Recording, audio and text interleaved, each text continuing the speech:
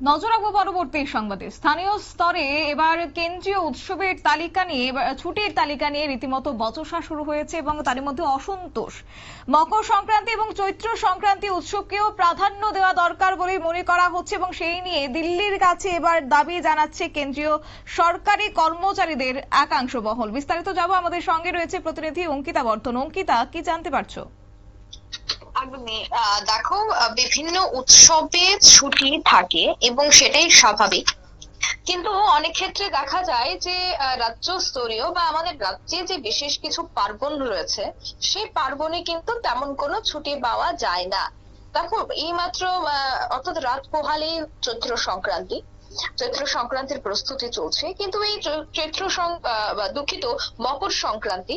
আর এই মকর সংক্রান্তিকে কেন্দ্র করে কিন্তু রীতিমতো প্রস্তুতি চলছে। আর এই মকর সংক্রান্তি আগে বা রাজ্যের যারা সরকারি কর্মচারীরা রয়েছেন, তারা কিন্তু এবার দিল্লিতে একটি রিপোর্ট জমা দিতে চলেছে। কি সেই রিপোর্ট?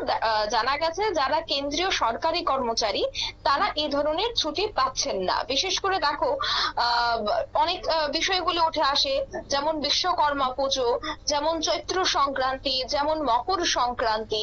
এই সমস্ত সময়টাতে রাজ্যের যারা সরকারি কর্মচারীরা রয়েছে তারা ছুটি পেলেও দেখা যাচ্ছে যে যারা সেন্ট্রাল গভর্নমেন্টের চাকরি করে, অর্থাৎ কেন্দ্রীয় সরকারি কর্মচারী, তারা কিন্তু সেই জায়গায় ছুটি পাচ্ছে না।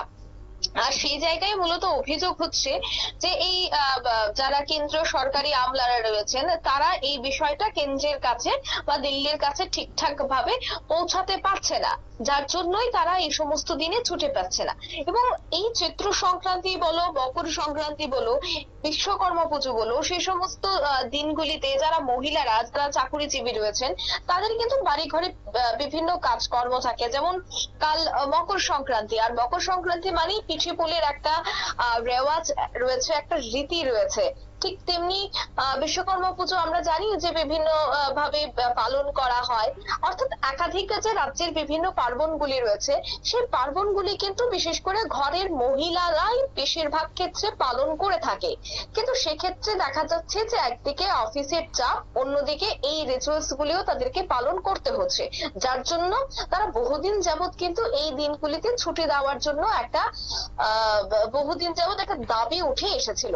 বিশেষ করে দেখো, এই যে সংক্রান্তি গুলো বা যে কোনো পুজো পার্বণ, সেই পুজো পার্বণে বিশেষ করে যারা কেন্দ্রীয় সরকারি কর্মচারীরা রয়েছে তাদের একটা মিটিং রাখা হয়। বিশেষ করে একটি জরুরি দিল্লিতে একটি মিটিং রাখা হয়, এবং এই দিনগুলিকে বাছাই করে যেহেতু প্রত্যেক বছর মিটিং রাখা হয়, তাই এই মিটিং গুলিতে অ্যাটেন্ড করতেই হবে। এবং তারা সেই সময়টাতে সিএল বা পিএল কিছুই নিতে পারেন না।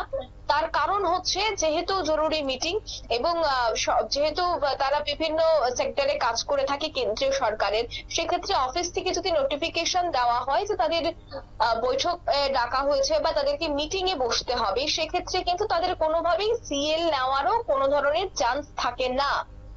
তাই তারা বাধ্য হয়ে সেই দিনটাতে ছুটি নিতে পারে না। যদি কারোর ইচ্ছে হয় না আমি এখানে সিএল নিয়ে আমার ছুটিটাকে কাটাবো, বা আমি সিএল নিয়ে এই পার্বণগুলি বাড়িতে কাটাবো, তাও কিন্তু সম্ভব হয় না। কারণ প্রত্যেক বছরই দেখা যায় যে এই বিশ্বকর্মা পুজো হোক বা যে কোনো চৈত্র সংক্রান্তি বা মকর সংক্রান্তি, ওই সময়টাতে অনেক ধরনের মিটিং রাখা হয়, আর সেই মিটিং এর কারণেই তারা এই রিচুয়ালস গুলি পালন করতে পারে না।